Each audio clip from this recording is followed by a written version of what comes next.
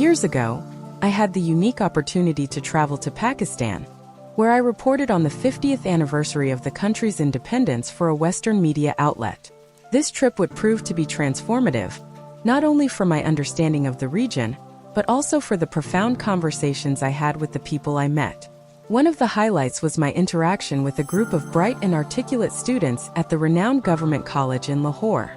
Their enthusiasm, intellect, and genuine warmth made a lasting impression on me.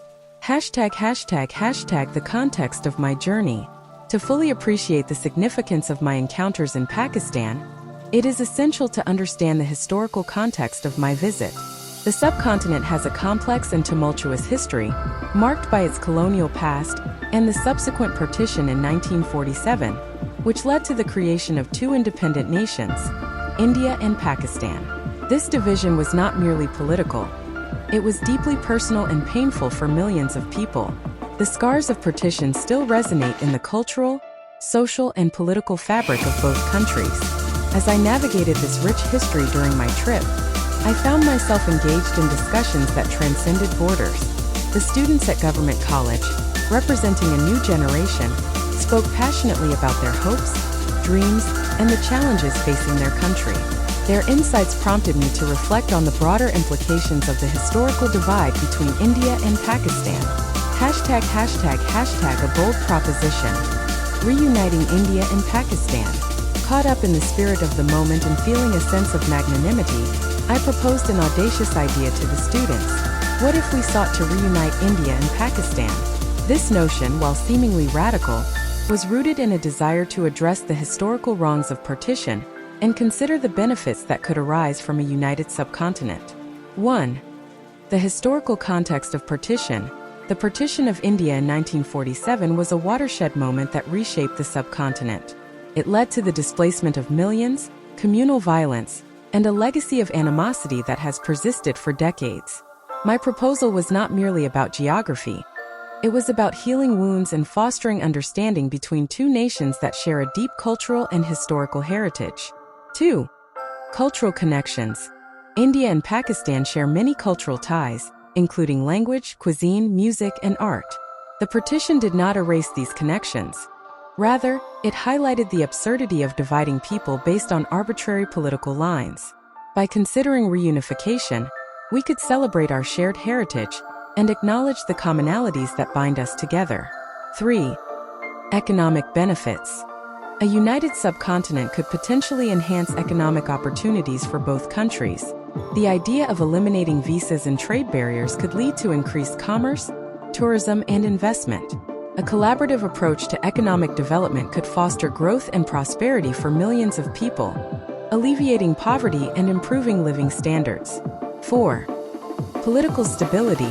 Reunification might also contribute to greater political stability in the region. The ongoing conflicts and tensions between India and Pakistan have often been exacerbated by nationalistic sentiments and historical grievances. By working towards reconciliation, both nations could redirect their efforts toward constructive dialogue and cooperation. 5. A vision for the future. My proposal was not merely a nostalgic longing for the past. It was a vision for a brighter future. I envisioned a subcontinent where people could travel freely, share ideas, and collaborate on pressing issues such as education, healthcare, and climate change. The potential for innovation and progress would be limitless if we could transcend our historical differences. The students' reactions. As I shared my idea with the students at Government College, I was met with a mixture of intrigue, skepticism, and enthusiasm. Their reactions were a microcosm of the broader sentiments that exist within both India and Pakistan regarding the idea of reunification. 1. Hope and optimism. Some students expressed hope and optimism at the prospect of a united subcontinent. They shared stories of family members who had been separated during partition and expressed a desire to reconnect with their roots in India. For these students, the idea of reunification represented a chance to bridge divides and foster understanding. 2. Skepticism and realism. Others were more skeptical, pointing to the deep-seated political and religious differences that have fueled conflict over the years. They acknowledged the complexities of the situation and the challenges that would need to be addressed. For them, The idea of reunification felt idealistic in the face of historical grievances and contemporary realities. 3. A desire for peace. Regardless of their stance on reunification, there was a shared desire for peace and stability in the region. Many students spoke about the toll that conflict has taken on their lives and communities. They expressed a yearning for a future where people could live without fear, and where cooperation could replace animosity. The broader implications of reunification. The idea of reuniting India and Pakistan is not merely a theoretical exercise. It has real implications for the lives of millions of people in both countries. To explore these implications further, it is essential to consider the various dimensions of this complex issue. 1. Social and cultural integration. Reunification would necessitate a process of social and cultural integration. This would involve acknowledging and celebrating the rich diversity that exists within both nations. Efforts would need to be made to promote cultural exchange, dialogue, and education that fosters understanding and respect for different perspectives. 2. Political framework. A potential reunification would require the establishment of a political framework that accommodates the interests and aspirations of both countries. This would involve difficult negotiations and compromises, as well as addressing issues of governance, representation, and minority rights. 3. Addressing historical grievances. Any move towards reunification would require a candid acknowledgement of the historical grievances that have shaped the relationship between India and Pakistan. This includes addressing the pain and suffering experienced during partition, as well as the ongoing conflicts that have emerged since then. A healing process that recognizes these wounds is essential for building trust. 4. Economic collaboration. Economic collaboration would be a key aspect of a united subcontinent. This could involve the establishment of joint ventures, trade agreements, and infrastructure projects that benefit both countries. By working together, India and Pakistan could unlock their economic potential and create opportunities for their citizens. 5. Global context. The idea of reunification must also be viewed within the broader global context. As the world becomes increasingly interconnected, the need for regional cooperation and stability is paramount. A united India and Pakistan could serve as a model for conflict resolution and collaboration in other regions facing similar challenges. #A personal reflection. Reflecting on my experiences during that trip to Pakistan, I am reminded of the profound impact that conversations can have on shaping our perspectives. The students I met at Government College offered me insights that transcended borders and challenged my assumptions about the complexities of identity, nationhood, and belonging. 1. Empathy and understanding. Engaging with individuals from different backgrounds fosters empathy and understanding. My discussions with the students allowed me to appreciate the nuances of their lived experiences and the diverse narratives that shape their identities. This understanding is crucial in the pursuit of reconciliation and peace. 2. The power of dialogue. Dialogue is a powerful tool for bridging divides. By encouraging open and honest discussions about difficult topics, we can create spaces for healing and collaboration. The students I met exemplified the importance of dialogue in fostering understanding and challenging stereotypes.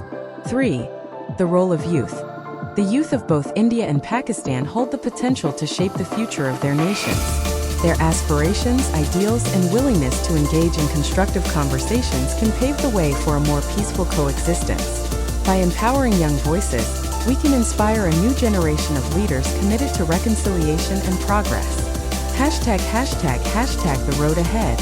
As I reflect on the idea of reuniting India and Pakistan, I recognize that the path forward is fraught with challenges. However, the potential benefits of such a union are too significant to ignore. The journey towards reconciliation will require commitment, courage, and collaboration from all parties involved. 1. Building bridges. Initiatives aimed at building bridges between communities and fostering cross-border collaboration are essential. This could involve cultural exchange programs, joint educational initiatives, and grassroots movements that promote understanding and respect for diversity. 2. Engaging policymakers. Engaging policymakers in discussions about reunification is crucial. Advocacy efforts that highlight the potential benefits of collaboration and peace can influence political agendas and promote constructive dialogue between both nations. 3. Media's role. The media plays a critical role in shaping public perceptions and narratives. Responsible journalism that promotes accurate representations of both countries and fosters understanding can contribute to a more informed and empathetic discourse. 4. Long-term vision. A long-term vision for reunification must be developed, one that encompasses the aspirations and perspectives of both nations. This vision should prioritize peace, stability, and prosperity for all citizens, transcending political and cultural divides. 5. Hope and resilience. Ultimately, the journey towards reunification is a testament to hope and resilience. The desire for peace and understanding exists within the hearts of many, and by nurturing this desire, we can work towards a future where India and Pakistan can coexist harmoniously. Conclusion. My trip to Pakistan and the conversations I had with the students at Government College profoundly shaped my understanding of the complexities surrounding India and Pakistan's relationship. The idea of reuniting these two nations is not merely a dream. It is a possibility that can be realized through dialogue, collaboration, and a commitment to healing historical wounds. As we navigate the challenges of the past, it is essential to remain hopeful and open to the potential for a brighter future. By fostering understanding, promoting empathy, and working together, we can envision a subcontinent that reflects the diversity and richness of its people. A subcontinent where borders become less significant than the connections we share. The journey towards reunification may be long, but it is a journey worth undertaking for the sake of peace, prosperity, and a shared future.